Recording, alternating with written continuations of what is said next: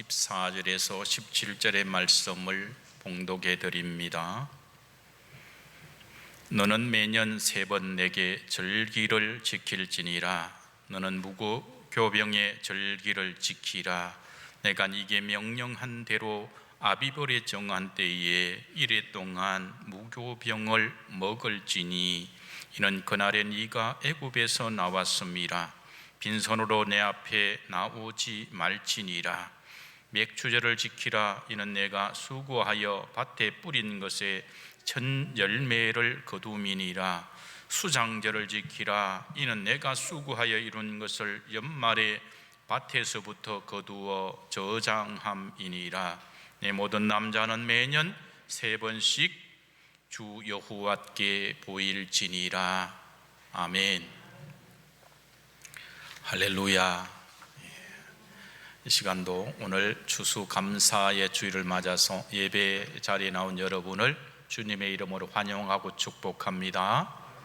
또 영상으로 또 말씀을 함께 나누고 예배에 참여하는 모든 주의 성도들에게도 동일한 하나님의 은혜가 있기를 축복합니다. 오늘은 이 본문의 말씀을 중심으로 3대 절기를 감사하는 제목으로 하나님의 말씀을 전하겠습니다. 이스라엘의 농부들은 1년에 3번 추수를 했습니다. 그래서 하나님은 이 3번 추수의 절기에 맞추어서 이스라엘 민족이 하나님의 나라의 백성으로서의 정체성을 잃지 않고 살아가도록 그렇게 3대 절기를 지키고 이 절기를 맞이해서 예루살렘 성전으로 나와서 예배하도록 그렇게 명하셨습니다. 이 말씀하는 3대 절기는 유월절, 맥추절, 수장절입니다. 유월절은 겨울 보리를 수확하는 시점에 이스라엘 백성들이 출애굽했기 때문에 겨울 보리를 수확하는 때에 출애굽을 기념하는 절기를 지킵니다. 그리고 맥추절은 여름 보리를 수확하는 시점에 감사하는 절기고, 수장절은 포도와 무화과를 가을에 추수하는 시기에 하나님께 감사하는 절기가 됩니다. 그런데 하나님께서는 이 추수감사의 3대 절기를 이스라엘 백성의 추수와 연결시켜서 절기를 지키도록 의미를 부여하십니다. 이 추수와 밀접한 관계를 가지고 이 땅에서 이루어질 하나님의 구원의 경륜을 여기에 감사의 절기에 담고 있는 겁니다. 그래서 오늘은 3대 절기에 나타난 하나님의 구원 계획의 경륜을 함께 나누어 봄으로써 은혜를 받는 복된 시간 되기를 바랍니다. 첫 번째는 유월절, 즉 맥추 무교절을 지키라고 그렇게 말씀을 합니다. 유월절은 출애굽한 후에 시내 광야에 도착해서 처음으로 지킨 절기가 바로 유월절입니다. 이 첫 번째 절기인 유월절은 무교절과 동전의 양면과 같이 둘이면서 하나입니다. 그래서 오늘 본문에서는 무교절이라고 하지만 신약 성경에 보면 유월절이 이러매라고 이렇게 또 표기를 하고 있습니다. 이 유월절은 어린 양의 피로 구속함을 받아서 하나님의 백성이 되었기 때문에 죄를 상징하는 누룩 없는 빵을 먹는 무교절이 이어지기 때문에 유월절은 곧 무교절과 동전의 양면처럼 떼래야 뗄 수 없는 관계입니다. 그래서 유월절은 유대력으로 보면 1월 14일 밤에 시작이 되어서 15일부터 7일간 무교절로 지키는 것입니다. 그러므로 유월절을 무교절이라고 부르는 이유가 거기에 있습니다. 유월절은 한 해 농사의 첫 수확인 겨울 보리를 수확하는 것에 맞추어져 있는데, 이 유월절은 어린 양 대신은 예수님의 십자가 고난과 연관되어 있다라는 절기의 의미를 여러분들이 꼭 기억하시기를 바랍니다. 출애굽기 12장 8절과 9절에 보면 유월절에 대하여 좀 더 자세히 말씀하는데, 그 밤에 그 고기를 불에 구워 무교병과 썬나물과 아울러 먹되 날것으로나 물에 삶아서 먹지 말고 머리와 다리와 내장을 다 불에 구워 먹으라, 그렇게 말씀을 합니다. 무교병과 썬나물을 함께 먹으라고 하신 이유가 뭘까요? 여기서 무교병은 누룩을 넣지 않는 거예요. 누룩은 죄를 상징하니까 무교병은 성결하신 예수 그리스도를 상징하고, 썬나물은 고난을 상징하는 겁니다.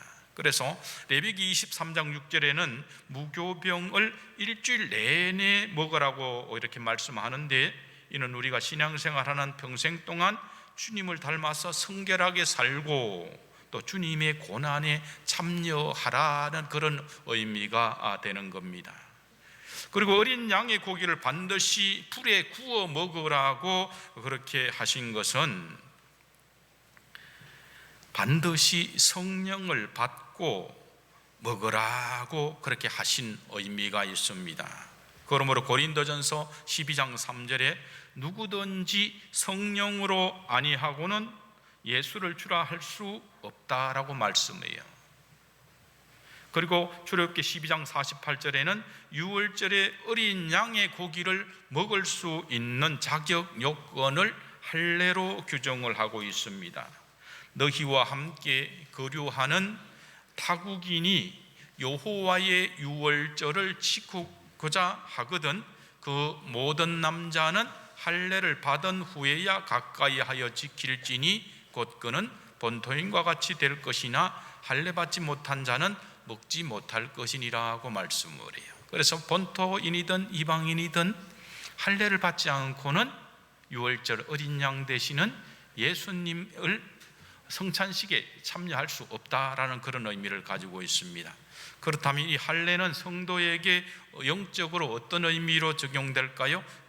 골로새서 2장 11절의 말씀에 또 그 안에서 너희가 손으로 하지 아니한 할례를 받았으니 곧 육의 몸을 벗는 것이요 그리스도의 할례니라, 그렇게 말씀을 합니다. 할례를 성도에게 적용하면 바로 세례가 되는 겁니다. 그러므로 세례를 받은 자만이 성찬식에 참여할 수가 있는 것입니다. 정리하면 유월절은 세상 죄를 지고 십자가 고난을 받으신 예수님의 은혜를 감사하는 절기입니다. 이스라엘 백성들이 홍해를 건넌 것은 신약의 성도들에게 세례의 모형이 되는 겁니다. 그래서 사도 바울은 고린도전서 10장 2절에서 구약에 출애굽한 이스라엘 백성들이 홍해를 건넌 사건을 모세에게 속하여 다 구름과 바다에서 세례를 받았다라고 이렇게 우리에게 말씀하고 있는 겁니다. 두 번째로는 맥추절을 지키라고 말씀을 합니다. 우리가 이 맥추절의 감사절기를 이해하려면 유월절과 맥추절 사이에 있는 첫 이삭 한 단을 드리는 초실절의 절기를 알아야 됩니다.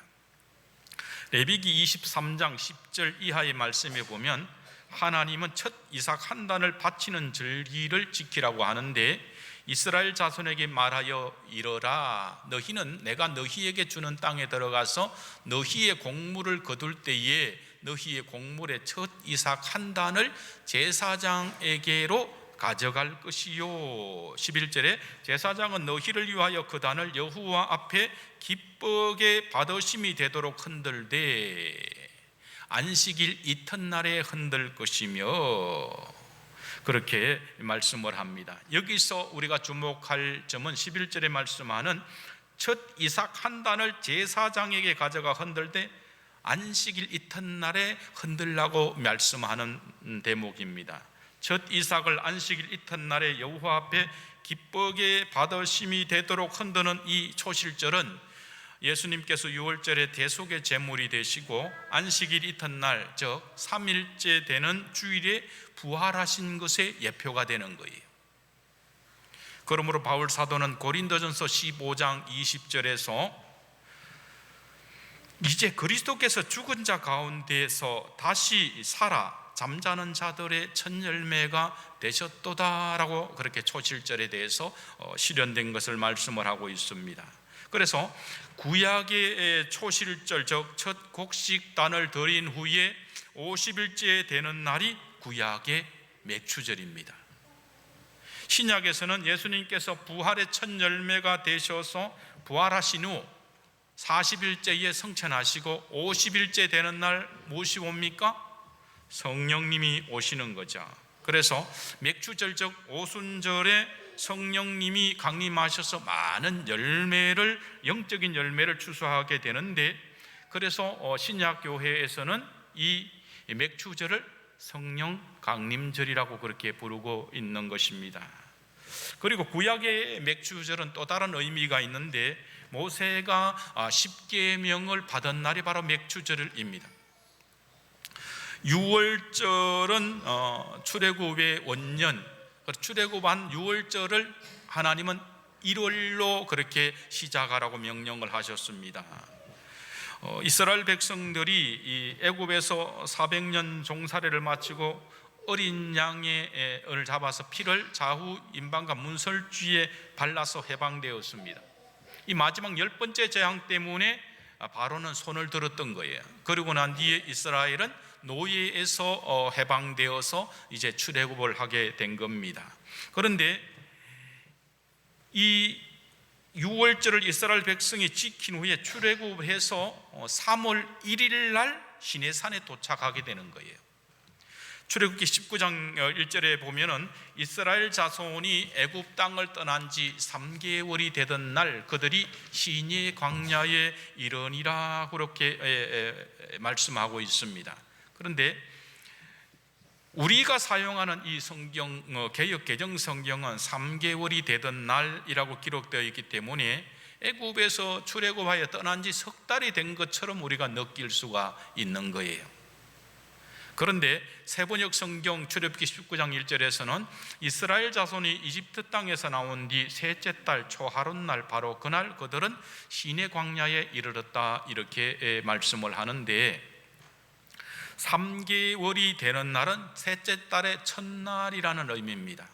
하나님께서는 출애굽기 12장 2절에서 애굽에서 나온 날을 달의 시작 곧 해의 첫 달이 되게 하라 말씀하셔요. 새롭게 출발했다는 거예요. 모든 과거의 삶을 버리고. 그런데 이 날은 성경으로는 1월 달이지만 우리 태양력으로는 4월입니다. 그리고 유대인들의 민간인 달력으로 따지면 7월에 해당되는데, 그런데 하나님은 특별하게 명하셔서 이 날을 1월 달로 정했다라는 겁니다. 출애굽기 12장 3절 이하에 보면 하나님은 이달 열흘 즉 1월 10일에 양을 취할지니 각 가족대로 그 식구를 위하여 어린 양을 준비하라고 말씀해요. 그러니까 그달 열흘에 10일에 어린 양을 미리 선택하라고 그렇게 명령을 하시는 겁니다. 그리고 난 뒤에 이달 열 나흔 날 즉 1월 14일까지 간직하였다가 해질 때에 그 양을 잡으라 그렇게 말씀을 하셨습니다. 이 날이 바로 유월절의 밤입니다. 정리하면 애굽에서 유월절을 지내고 출발한 날이 바로 다음 날 15일, 1월 15일 무교절이 시작되는 날입니다. 그런데 두 번째 달, 그러니까 한 달 만에 날짜로 따지면 2월 15일이 한 달 30일이 되는 것이고, 다음 달 3월 첫날 3월 1일은 바로 16일이 더 하여지니까 46일째가 되는 거예요. 그러므로 오늘 본문 출애굽기 19장 1절에 이스라엘 자손이 애굽 땅을 떠난 지 3개월이 되던 날은 출애굽한 지 46일째 시내산에 도착하게 되는 겁니다. 출애굽기 19장 10절을 함께 보겠습니다. 여호와께서 모세에게 이르시되 너는 백성에게로 가서 오늘과 내일 그들을 성결하게 하며 그들에게 옷을 빨게 하고 준비하게 하여 셋째 날을 기다리게 하라 하는 것. 11절에 이는 셋째 날에 나 여호와가 온 백성의 목전에서 시내산에 강림할 것이니 라고 이렇게 말씀을 합니다. 하나님께서는 유월절 다음 날인 1월 15일 날 출발해서 시내산에 46일 만에 도착한 후에 셋째 날에 3일째에 강림하시겠다라고 그렇게 말씀을 하셨습니다. 그러므로 계산해 보면은 출애굽께에서 시내산에 도착한 게 46일, 3일 동안 기다리라고 하니까 50일째 되는 날 하나님께서 시내산에서 백성들 앞에 강림하게 되는 겁니다. 출애굽기 20장 1절에서 3절의 말씀을 보면 이날 하나님께서 약속하신 대로 온 이스라엘 백성들이 이 보는 앞에서 시내산에 강림을 하셨습니다. 하나님이 이 모든 말씀으로 말씀하여 이르시되 나는 너를 애굽 땅 종되었던 집에서 인도하여 낸 내 하나님 여호와니라 라고 말씀을 하면서 십계명을 주시는 거예요. 너는 나 외에는 다른 신들을 내게 두지 말라 말씀하면서 그렇게 십계명이 주어지게 되는 겁니다. 그래서 구약의 유월절 후에 50일 만에 시내산에 강림하신 하나님은 이날을 맥추절로 기념하게 하셨다는 거예요. 그런데 하나님은 신약의 유월절에 예수님께서 고난을 받은 후에 부활하시고 난 뒤에 50일째 되는 오순절 날에 하나님이 이스라엘 백성들에게 주님이 약속하신 대로 성령으로 신약의 백성들에게 강림하셨다는 겁니다.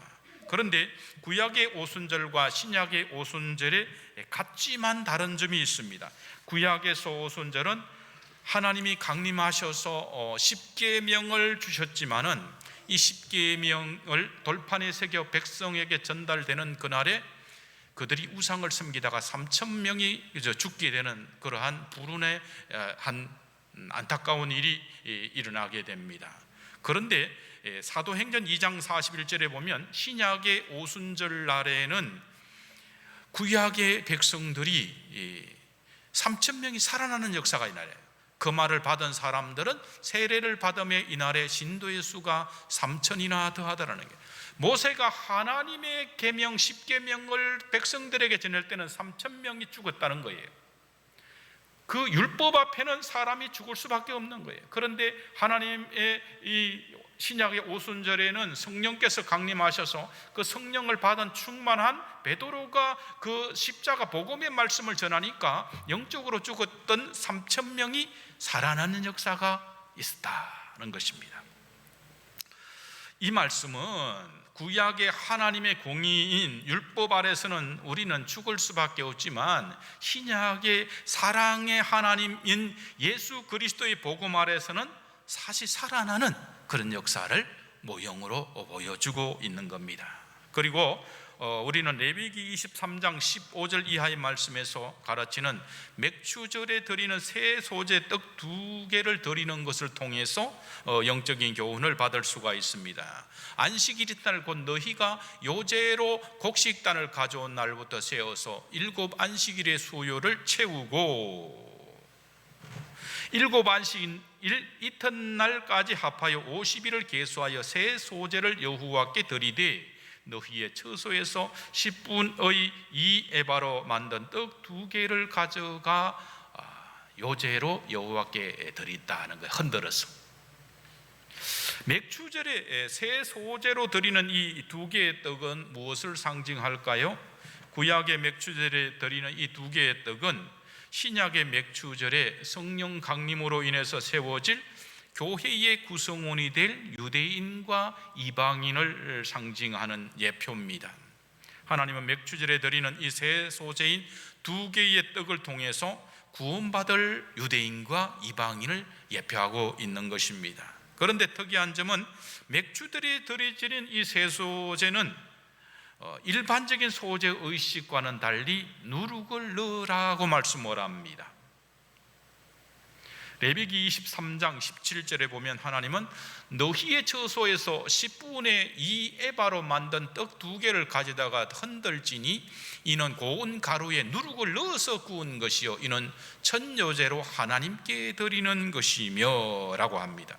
그런데 레위기 2장 5절에서 말씀하는 일반적인 소제는 소제의 예물을 드리려거든 고운 가루에 누룩을 넣지 말라고 명령하셨던 하나님께서 어째서 맥주절의 새 소재에는 누룩을 넣어서 구운 떡을 드리라고 그렇게 말씀할까요? 누룩이 이 죄를 상징한다는 점에서 신약 교회의 구성원들은 죄가 전혀 없는 의인들이 모이는 곳이 아니라 구원받은 죄인들이 모이는 곳임을 의미해 주는 겁니다. 그러므로 신약 교회의 구성원이 되는 성도들은 누룩이 들어가지 않는 무교병이 아니라 누룩이 들어간 유교병이 되는 겁니다. 그런데 누룩은 또한 죄를 상징하기도 하지만은 누룩은 발효시키고 퍼지고 부풀게 하는 그런 성질도 있습니다. 그런 점에서 누룩은 복음을 확산시키는 성령의 역사를 의미해 주고 있는 것입니다. 그래서 사도행전 1장 8절에 보면 오직 성령이 너희에게 임하시면 너희가 권능을 받고 예루살렘과 온 유대와 사마리아와 땅끝까지 이르러 내 증인이 되리라 하셨습니다. 그래서 이 누룩이 펴져 가는 것처럼 성령이 우리의 심령에 들어오니까 막 복음이 전 세계로 퍼져 나가는 역사를 말씀해 주고 있습니다.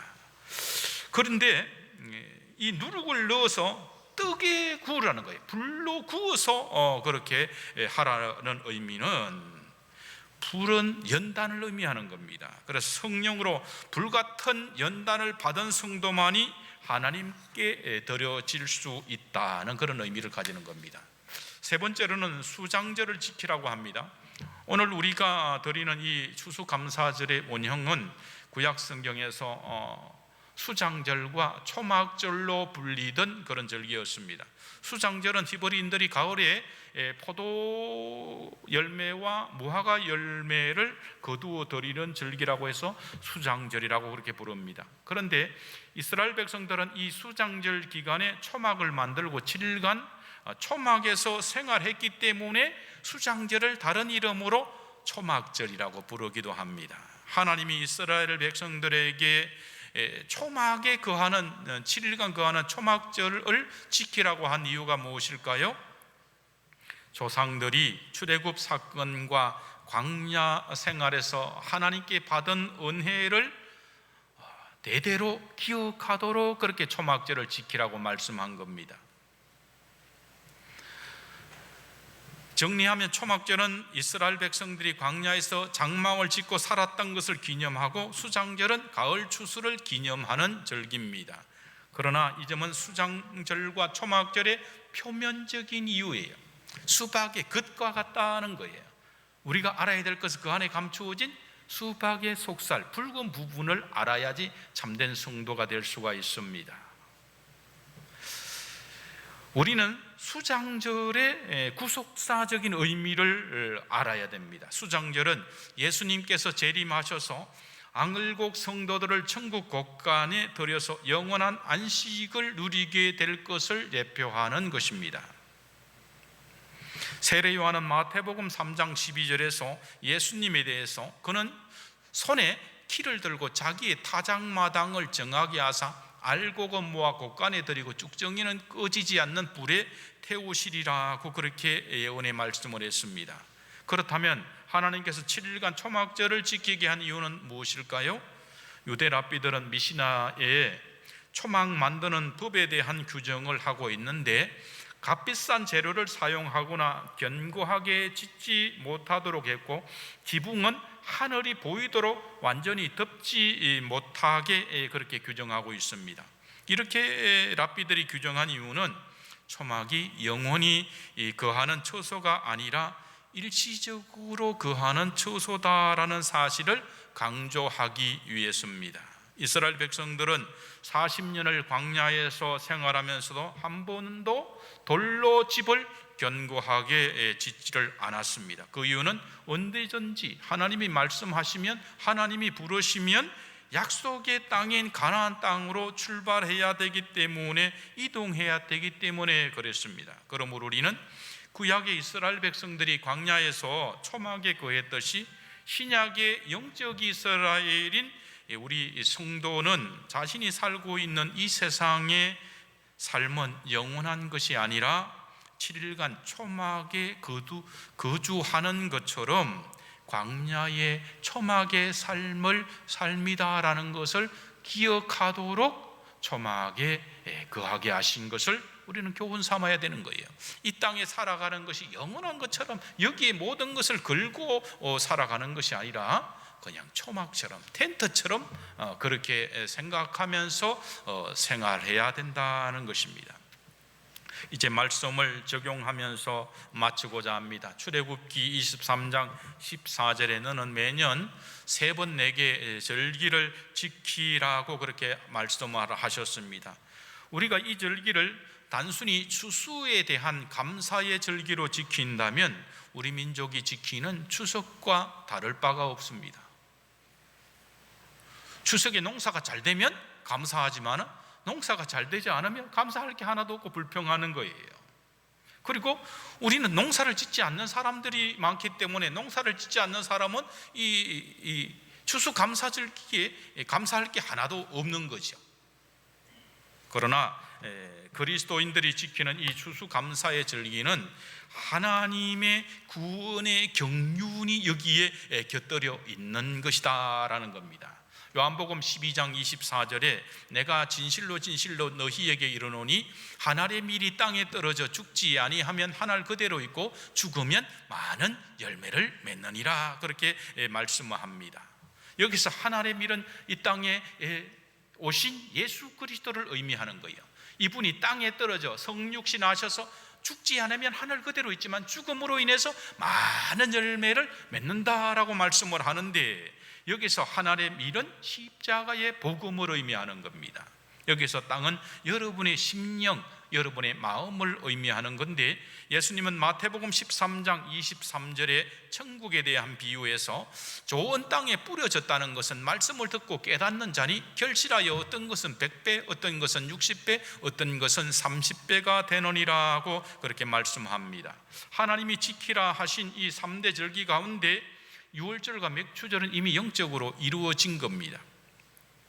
구약의 유월절은 예수님의 십자가 고난과 부활로 이루어졌고, 구약의 맥주절은 예수님께서 부활하심으로 50일째 되는 날 오순절에 성령이 강림하심으로 맥주절은 이미 성령 감림절로 이루어진 겁니다. 그런데 오늘 우리가 수장절은 신약에서 아직 성취되지 않았습니다. 마태복음 3장 12절에 주님은 손에 키를 들고 자기의 타작마당을 정하게 하사 알곡은 모아 곳간에 들이고 쭉정이는 꺼지지 않는 불에 태우시리라고 그렇게 말씀하는 날에 수장절은 이루어지는 거예요. 그래서 개인적으로는 이 수장절은 우리가 이 땅을 마감하고 하나님 앞에 서는 날 수장절이 되는 것이고, 전 인류사적으로 보면 주님의 재림하는 날이 수장절의 절기가 되는 겁니다. 그러면 이 시대를 살아가는 성도들은 수장절을, 추수감사절을 어떻게 드려야 할까요? 첫째는 유월절의 은혜를 감사하는 날이 되어야 됩니다. 유월절의 은혜는 내가 한 것이 아무것도 없는 거예요. 은혜로 주어지는 거예요. 광야에서 새벽에 깨어나니까 만나가 내린 거예요. 은혜로 주어진 거죠. 그런데 둘째는 맥주절 즉 오순절에 오신 성령님을 감사하면서 초막절의 삶을 살아야 되는 거예요. 하나님께서 유월절의 그 은혜로 만나 되시는 자신의 몸을 찢으셔서 우리에게 주신 그것을 항상 감사하면서 성령의 인도함을 따라서 살아가야 된다는 것입니다. 셋째는 이제 우리가 이 세상을 떠나면 수장절이 기다리고 있다는 것을 기억해야 됩니다.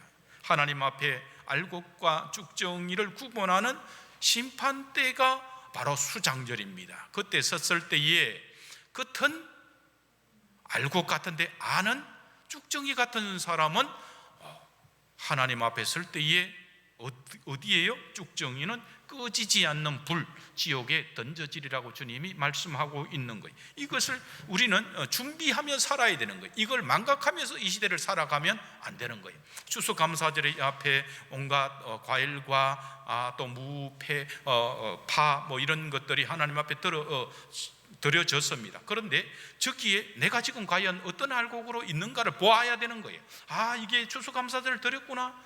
이렇게 여기에 멈추면 불신자들이 지키는 추석과 다를 바가 없는 거예요. 우리는 그게 내가 저기에 어떤 모습으로 지금 살아가고 있는가를 생각하면서 추수감사의 절기를 지켜야 한다는 것입니다. 그러므로 수장제를 준비하는 여러분 되기를 바랍니다. 여러분이 받은 달란트가 한 달란트가 되어서는 안 되는 거예요. 한 달란트는 땅에 묻어두는 것입니다. 2달란트, 5달란트가 돼야 되는 거예요. 남겨야 돼요. 여러분이 주신 달란트를 주의 교회의 생활을 하면서 이 땅의 삶을 살아가면서 하나님 앞에 남기는 알곡의 성도가 되기를 주님의 이름으로 축원합니다. 오늘 제가 여러분의 심령에 이 뿌린 3대 절기의 감사의 말씀은 좋은 땅에 떨어진 말씀이 되기를 바랍니다. 깨달아서 100배로 깨닫고 60배로 깨닫고 30배로 깨달아서 이 깨닫는 것에 머물지 아니하고 결실하는 삶을 살아가기를 주님의 이름으로 축원합니다. 네, 기도하겠습니다. 하나님 아버지 감사합니다. 저희들을 주의 자녀로 불러주시고 수장절에 우리 자신을 과연 알곡으로 세워져 있는지 말씀으로 돌아보게 하시니 감사합니다. 날마다 주 안에서 100배, 60배, 30배로 깨닫고 또 결실하는 그러한 삶이 되어서 하나님의 날에 수장절에 주님 앞에 설 때에 알곡으로 천국의 창고에 다 들어가게 하시고 단 한 사람도 쭉정이가 되어서 꺼지지 않는 불에 던져지는 그러한 안타까운 성도가 한 사람도 없도록 성령님 저희들을 인도하여 주옵소서. 감사하며 주 예수 그리스도의 이름으로 축복하며 기도드리옵나이다. 아멘.